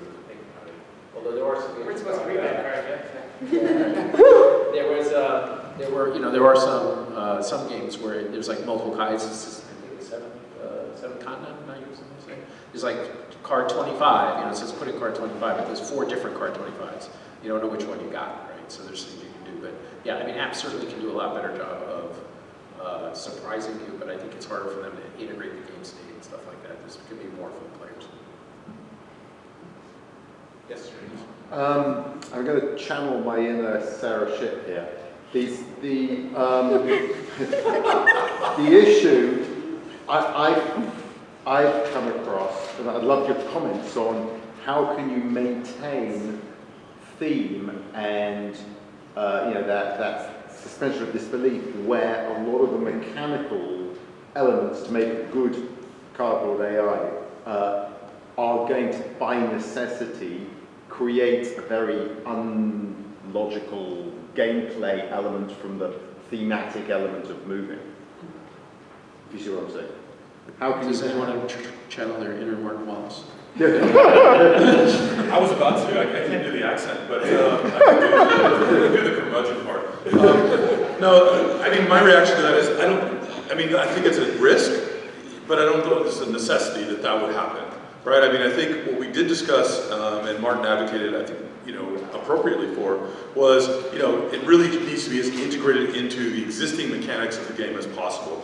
Right? So rather than something on the side that you're, a separate state that you're maintaining, or something you're doing specifically around that, maintaining that AI, can that just be something built in? One example that Jeff brought up, was in Pandemic, for example, you're putting cubes around on various places on the map. Instead of drawing those from just say a pool, for example, instead maybe they get drawn from a track. So there's some information that's already encoded by the fact that you're pulling that information off, and it's already encoded in the state that's there. So can you include as much of that state, AI state mechanics, just in the mechanics or the embodiment of the game itself to avoid that? But yeah, I mean, you have to keep it simple. Yeah, big challenge. Yeah, add to that. Yes, sorry. So I think adaptive systems can actually really help in terms of immersion, just because if you do not have an adaptive system, the immersion can be hampered a little bit by the entire system environment feeling very sterile. Whereas with an adaptive system, it feels like your actions have more consequence. But also addressing what you're talking about is that I'm so sorry, I totally lost my train of thought. So let me add from my side. So I think the intent here is not to build a one-size-fits-all.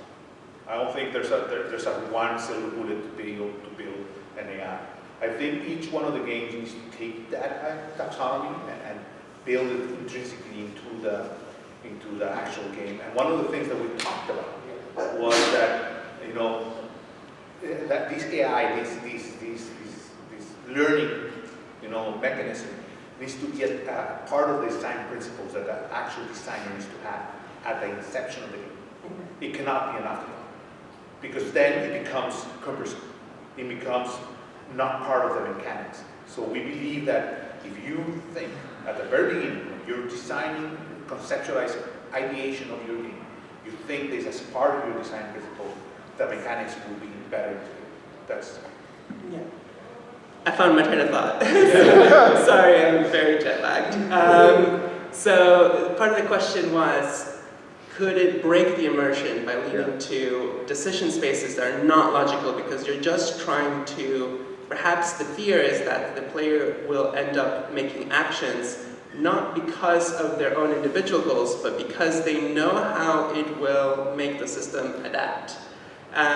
But yeah, so I think that there definitely is a balance between how much of the decision making of the player is based on changing the adaptive system versus how much is just something separate from that, and the adaptive system is simply a consequence of that. And I think ideally, at least I think ideally, the adaptive system is a consequence of the player actions and not something that the player is actively trying to change with the actions that they're taking. Because I think that then you could end up with illogical situations that break immersion.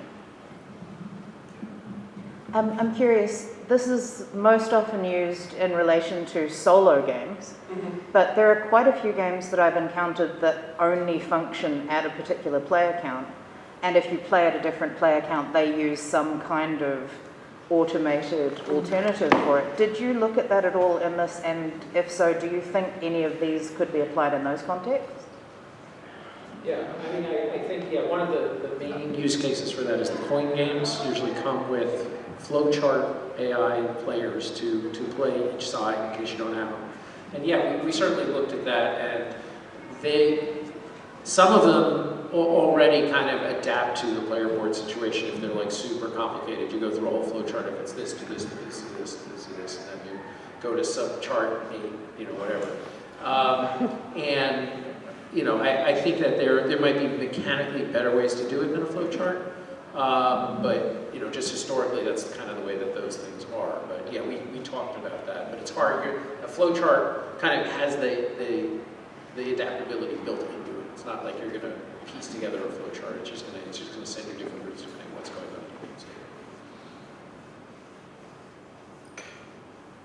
So one example that I was sharing with the team is, it's a solo game though, but I think that the example can translate. I don't know if you guys ever played the game Legacy of June. If you have not, you know, so the intent of the game, parts of the mechanic of the game is that you need to fight some, you know, guys that are attacking you, you know, and then you have people that you go in the town to ask for help. And part of the actual mechanics of the game is to add and remove those depending if you win or not or whatever you do. So that's a good example of how adaptability can happen through the game. And it's intrinsically part of the mechanics, which is cool. Another example.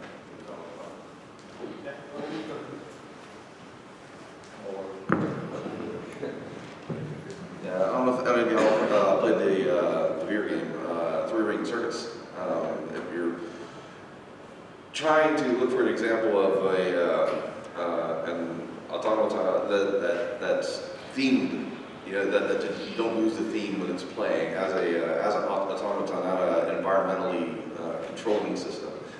We defined it two different things you can use AI for, basically. You know, for like a fake player to play if you're playing a one-player game and you want someone to play against, or it's used as an element to make the gameplay adaptive. Well, when you're trying to make a fake player, again, you're right, you can break theme really easily because you got to do all these things and stuff like that. But Three Ring Circus, they've actually celebrated the automaton in that game. They actually call it the Amazing Automaton Show. It's as you're playing it, it's actually enjoyable to play that part of the game as a one player because it's exciting to see him do things because it's a little complex. There's a couple of little rules you have to follow because but it plays like a human being would play the game logically. And there's just enough elements in the way it's built and designed to make it so that it's still unpredictable but enjoyable to watch. And so that's the thing. As long as the theme is still there and it's enjoyable, I think it's successful. And I thought that was a decent example.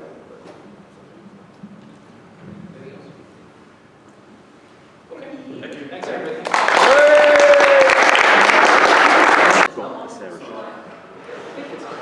Just hold it closer. Just hold it closer. Hello? Hello! Hello, everybody.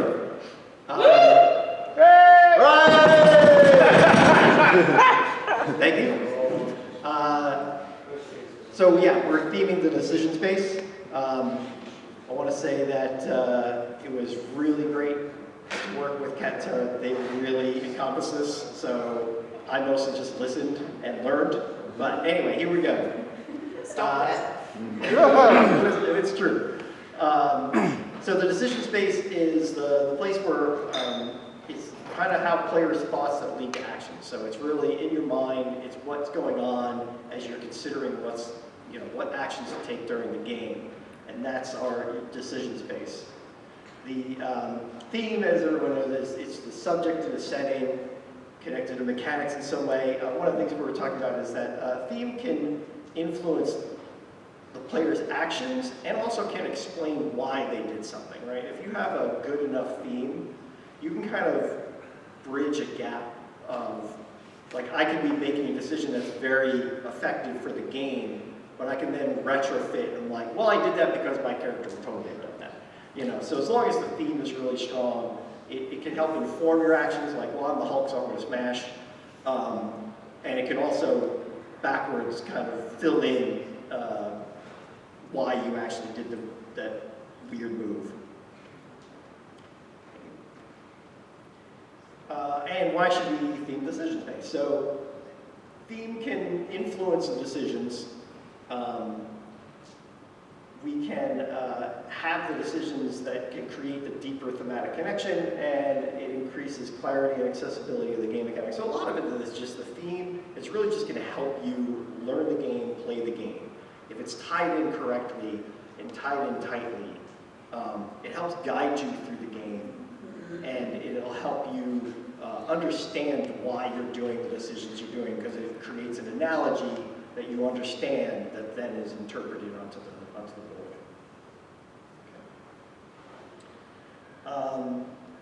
And how do we infuse the theme to the decision space? So we're going to go over these as different sections, but there's understanding the elements of the decision space, understanding your audience, and then how to communicate that to your audience.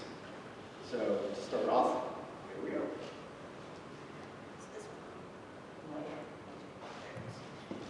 Okay, so the first step to theming the decision space is understanding the sort of anatomy of the decision space, because just being the place where players make decisions is, I don't think, enough to go off of. So we identified some elements that we think exist within the decision space: agency, strategy, logic, motivation, and emotion. Agency is the structure of the decision space. Player agency is the ability to make meaningful choices. So the restrictions that the game design places on player agency is going to shape the decision space available to players. So an example game is in the Grizzled, where as players collect negative card effects, their agency becomes more and more limited as their ability to communicate and to actually interact with game mechanics becomes more and more limited. Strategy if agency is how the decision space is shaped, strategy is how players navigate the decision space. Strategy is the path players take over the course of several turns in order to reach a desired goal. So they're using the decision space to also planning ahead. It's not just turn by turn. They're making predictions and seeing if those predictions play out. So an example of a game where strategy is a part of the thematic decision space is Air, Land, and Sea, where the strategy mechanically is to concede a battle in order to win the war, but that's also the theme. So those two things both line up. And then logic is how players evaluate each individual decision within the decision space, but also can sort of be its own, like we have very logic-heavy games, and some of those games are more thematic than others, which is not anything wrong with unthematic games, but if the goal is more theme, then you can actually even take logic and apply it to theme.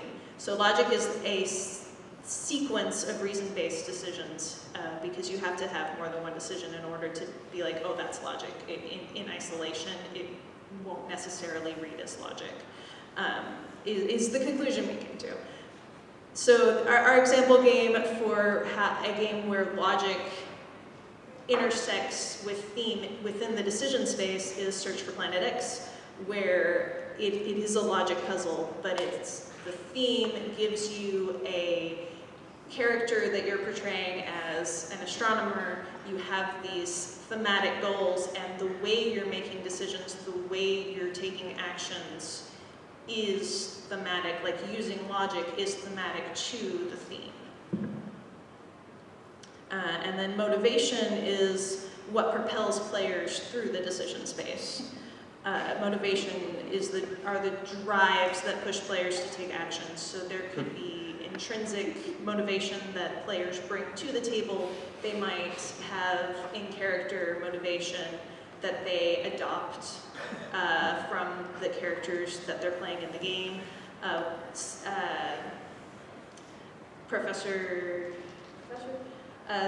American psychologist Stephen Rice identified 16 intrinsic universal human motivations. One of those is order, which I think is really interesting, that he identified a universal human drive as putting things in order. And we see that in a lot of Euro games where you have to do things in the right order. And I think that like the game Ex Libris is really interesting because it takes that drive and it gives it a thematic reason that you're a librarian. And so of course these cards have to be in order because they have to be alphabetical because it's a library. Which real librarians are like, that's not how we organize. But it's more accessible to non-librarians to make it alphabetical. Julie's not really very game-friendly. Yeah. And so then we get to the one that's a little trickier, but emotion is the seasoning of the design space. It adds the flavor, it's deep decision space. He started it. Not you, he started it. It was on the thing this morning. So it deepens the experience. Player emotions can deepen the thematic experience because the things that move us also attach us, form memories. And almost no one here is a robot, almost no one. And so all of the decisions we make, even the logical ones, also have emotions attached to them. So the best game we could think of, because no one could disagree with this, is that by hour 6 in diplomacy, every emotion you're making is an emotional one. Or every decision you're making is an emotional one. And so, yes, diplomacy is the most emotional decision space of all games, obviously.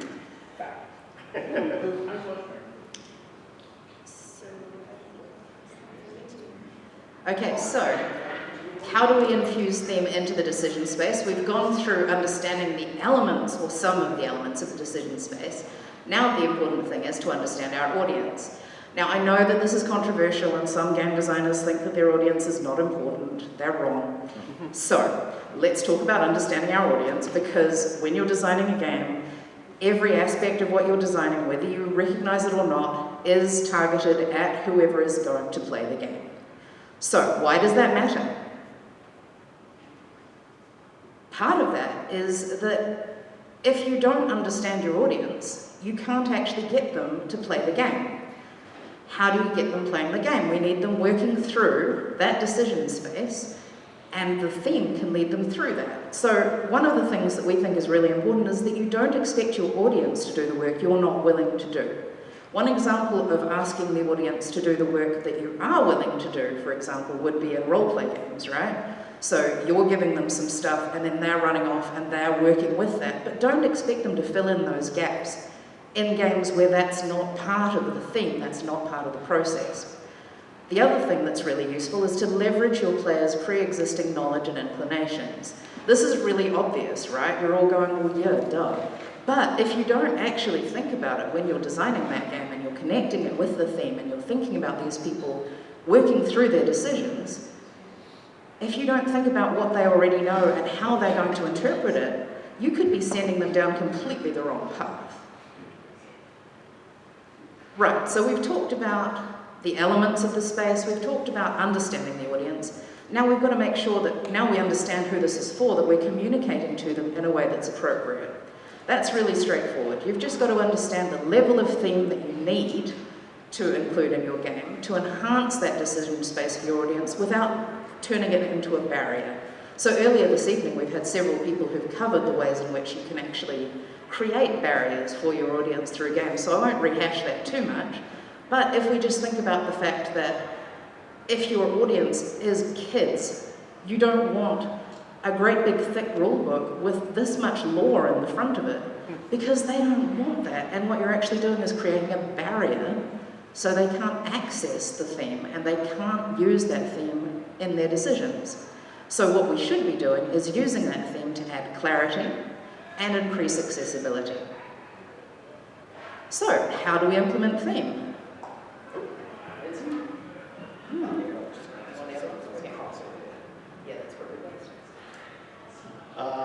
So yes, so how do we implement the theme decision space? So setting the expectations from the box onward. So basically when you see the box, you're kind of getting involved in the world already, and you want to carry that all the way through the rules, through the game, through everything. Align the theme and mechanics to match the intended experience. Some of these are just fairly self-explanatory in there. Use actions to create the story moments in the game. Tailor thematic UX to audience expectations. Some of this is tricky because we're not necessarily just talking about the UI, like what's on the board and how it looks, but really how they're flowing through it all. Some consideration to how you move through the game mechanics and the UI of it being thematic in some way. And then balance the meaningful choices with rules restrictions. So, we've always heard, like, if you could do anything, you're probably going to do nothing.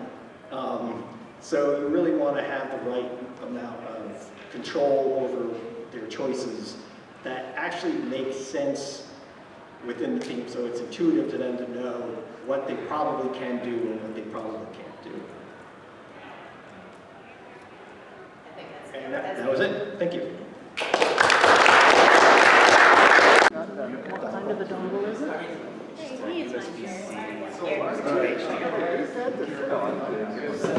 Yeah, I'm going to get Say the important stuff first.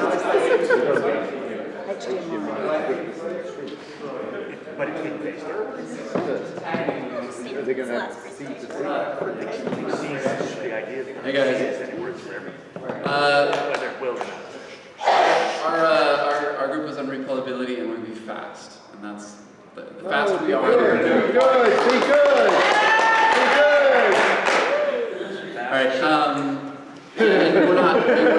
we're not super organized, but we kind of ended up in kind of a rhetorical space where this is an activity, we came up with a series of questions that you could ask to your group about the concept of replayability. So some of these are going to be open questions. You can actually answer them, but we're mostly going to keep it fast, and we're going to put this together in a little one-sheeter that you guys can use. So, just in general, the idea of in the process of development is designer fatigue. You're going to have to play test this game a lot, and so you need to be okay. You know, the replayability of the game for you has to be high enough that you don't drive yourself insane. Just mental health. And then design mastery is just the concept of very often, and some of these guys mentioned that like you get really good at your game and then you start to tune it around where you're at, and then you can kind of lose track of new players, and that's why new players are really important. Let's see. The perception of value. So this is like the beast of replayability as a virtue in modern board gaming. That's become its own thing. It even means different things. But like, this customer wants this concept of replayability, and what does that mean? We had some stories of like designs getting rejected because it wasn't replayable enough. It's like, what does that even mean? Like,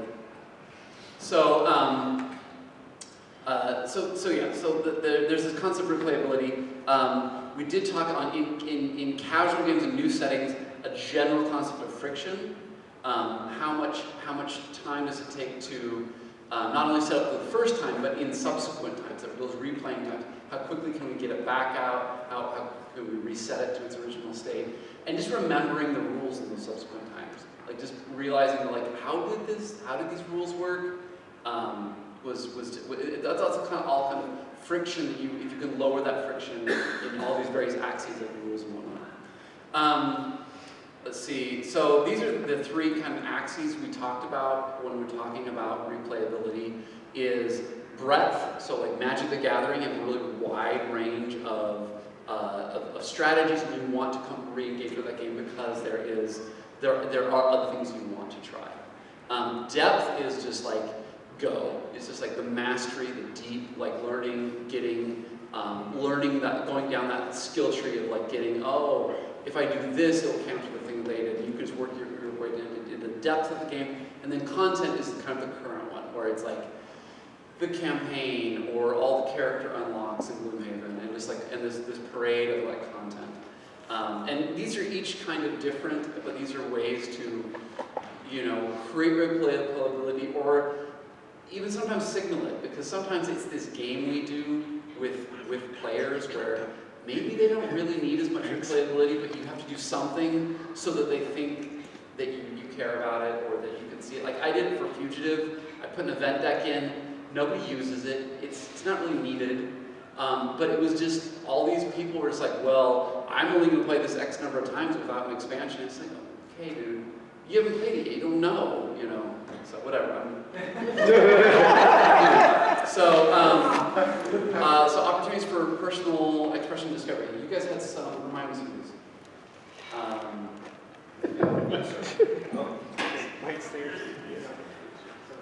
Yeah, we talked a little bit about asymmetry. We talked about how games that inherently define their players as different from each other encourage you not just to play the game again, to explore new strategies, but the way that they might allow you to explore personal expression. That as you lock into certain elements of an asymmetric game, you might see yourself reflected more deeply in the game's design, and that of course inherently brings a player closer to it. What else did we talk about? Character expression. Oh, that's yeah. I was like, I don't think that's it. But yeah, we talked a little bit about how the other thing that's happening here beyond just this personal expression through asymmetry is that we also talked about games that provide the opportunity to discover new things, not just about how to play them, but about how you're playing them. We talked about how certain games can encourage the discovery of new mechanics or seeing mechanics in a new way, and how that can change how you play them and compel you to play the game. Very often there can be a combination of moves or a strategy that you just didn't see. And so how do you breadcrumb your way? Because sometimes someone will bounce off of a game, not understanding there's deeper levels to the game, and then interact with another group of players and be like, oh, we didn't even know you could play it that way. And so are there ways you could breadcrumb in the rules or something to indicate that there are other levels that they might just miss whole cloth?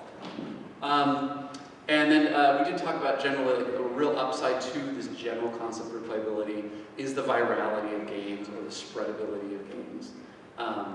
And that your game can get to more people over time as it becomes part of the zeitgeist and kind of gets out there. So, I mean, it is a good thing, and there's a lot of ways to address it. But yeah, it's this double-edged sword, and we kind of had two main categories. Why, do you need replayability as like a core concept? And then if you're going to have it, like how? And that's different for some of the different methods for that. So, what did this guys say? Okay. Speed record. Okay. Can you give that presentation again, but make it more fun?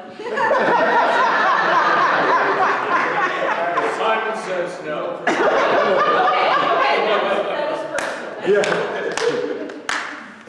Okay, any comments on replayability?